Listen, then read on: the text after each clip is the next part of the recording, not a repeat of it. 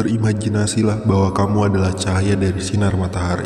Berapa lama kamu bisa untuk mencapai cita-citamu yang penuh harapan yang akan datang? Banyak pertanyaan yang aneh, tetapi aku akan berusaha untuk menjawabnya. Aku salah satu ahli sains yang terkenal, dan aku dikelola untuk mengganti semua orang, konsepsi alam semesta dan sifat waktu. Hai, namaku Albert Einstein, dan inilah cerita perjalanan hidupku. Aku lahir pada 14 Maret 1879 di Wurtemberg, Jerman, singkat sebelum Thomas Edison menemukan bola lampu.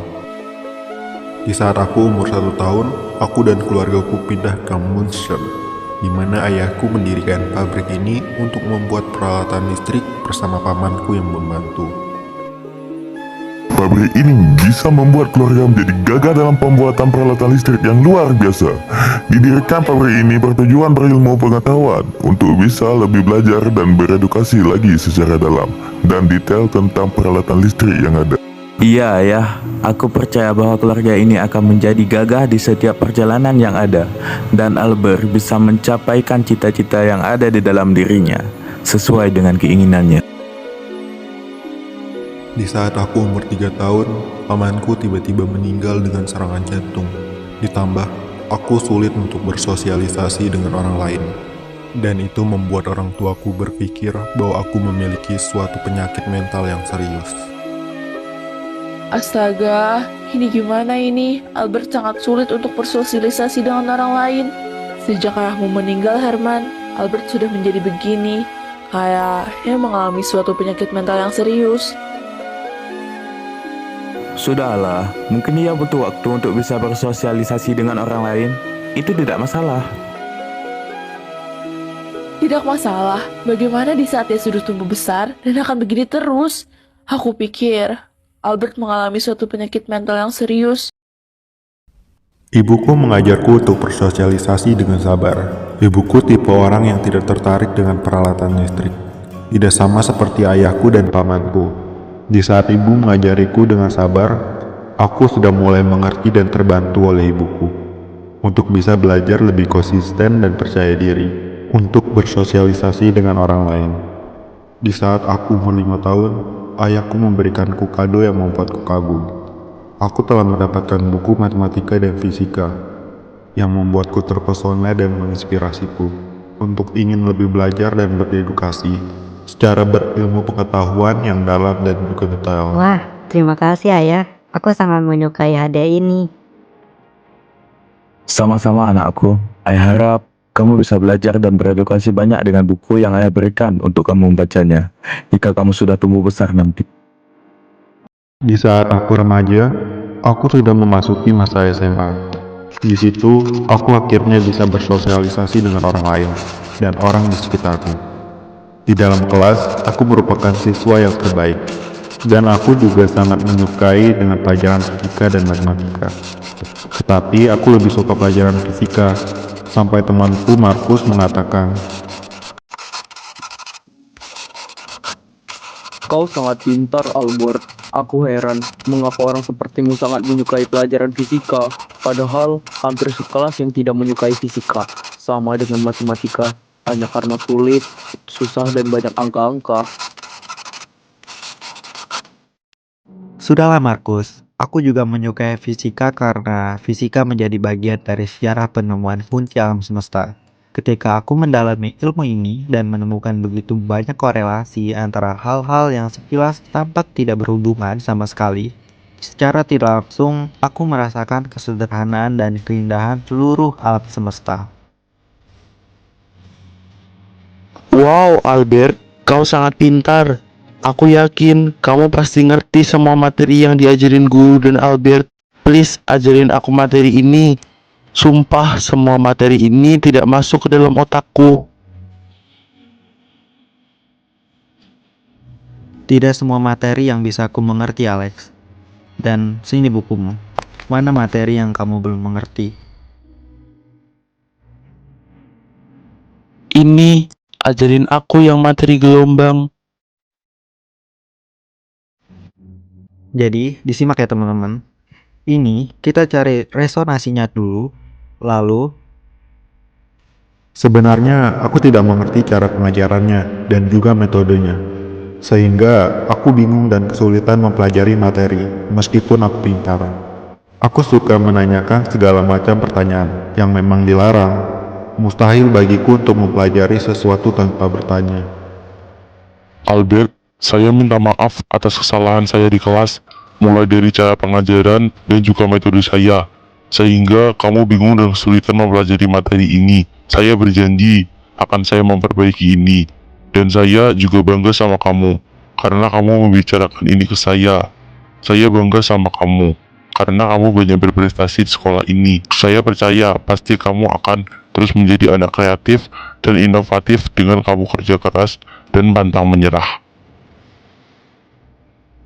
Terima kasih Pak, dan saya berjanji saya akan terus berprestasi untuk sekolah ini. Juga terima kasih Pak atas kepercayaan Bapak terhadap saya. Setelah pulang sekolah pun, aku terus belajar fisika dan matematika. Tetapi aku lebih suka fisika, dan aku juga belajar sejarah sedikit demi sedikit. Kemudian aku juga membaca buku fisika dan matematika yang ayahku berikan sebagai hadiah di saat aku umur 3 tahun. Aku senang karena aku bisa belajar dan beredukasi secara berilmu pengetahuan yang dalam dan detail.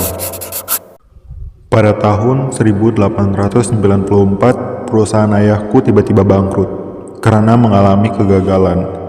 Saat itu, setelah pulang sekolah, aku belajar bersama teman-temanku di halaman belakang sekolah.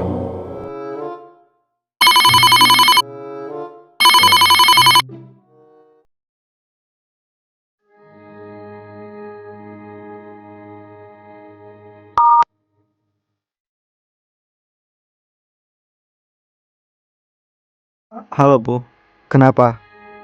Ibu hanya mau menyampaikan ini ke kamu, bahwa perusahaan ayah kamu bangkrut. Dan mulai besok, satu keluarga dipaksakan untuk berpindah ke Milan, Itali. Dan ayah kamu sudah omongi ke kepala sekolah bahwa besok kamu akan pindah. Bagaimana bisa bangkrut Bu? Perusahaan ayahmu mengalami kegagalan. Intinya, besok kamu akan pindah ke Milan, Itali. Baik Bu.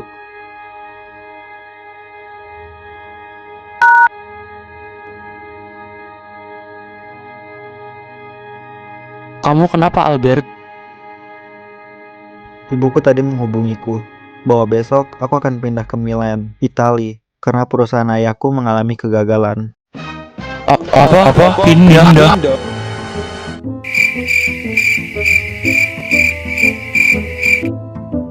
Jangan tinggalkan kita, Albert. Kita pasti akan merindukanmu.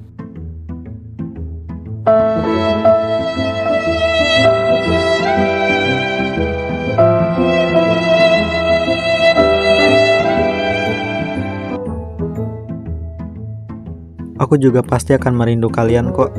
Tenang saja.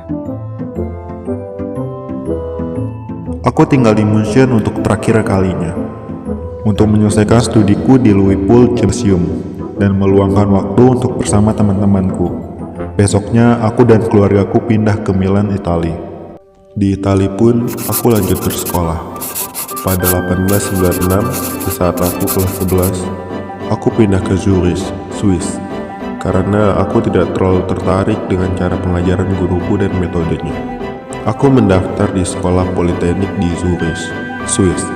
Kemudian aku lanjut sekolah sampai aku kelas 12. Tetapi aku tidak terlalu tertarik dengan cara pengajaran guruku.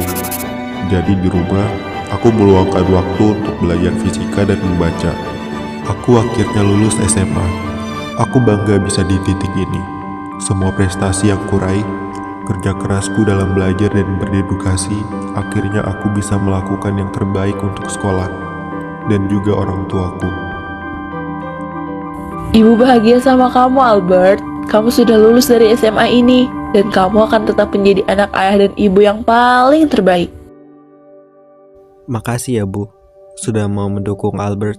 Dari Albert yang mengalami kesulitan sampai ke titik ini, Albert jadi bisa melakukan yang terbaik untuk ayah dan ibu. Albert, maafkan ayah ya. Sepertinya kamu tidak akan bisa kuliah karena kita kekurangan uang dan harus hemat untuk kehidupan sehari-hari. Tidak apa-apa ya, Albert mengerti bagaimana situasi keluarga ini. dan Albert berjanji Albert akan mencari pekerjaan demi uang yang bisa dipakai untuk kehidupan sehari-hari dan masa depan Albert. Bekerja keras, pantang menyerah, dan akan menjadi anak terbaik untuk ayah dan ibu. Setelah lulus, aku tidak bisa kuliah karena kekurangan uang yang dialami kedua orang tuaku. Aku pun mencari pekerjaan. Itu pun pekerjaan yang aku temui hanyalah di kantor paten Barana. Karena aku diterima di pekerjaan itu. Aku diterima pada posisi terakhir, dan itu membuat orang tuaku bangga. Tapi itu adalah pekerjaan yang sempurna bagiku, karena aku melakukan apa yang aku suka. Ditambah lagi, aku dibayar untuk itu. Tugasku adalah mengevaluasi permohonan paten untuk elektromagnetik. Di waktu kosong, aku bermeditasi tentang transmisi sinyal listrik dan sinkronisasi elektromekanis. Hal-hal yang menarik kesadaran minatku selama bertahun-tahun. Pada Januari 1903, aku menikah dengan Mileva Moritz. Aku dan Mileva berpacaran sudah lama, dan orang tua kita merestui hubungan dan pernikahan kita.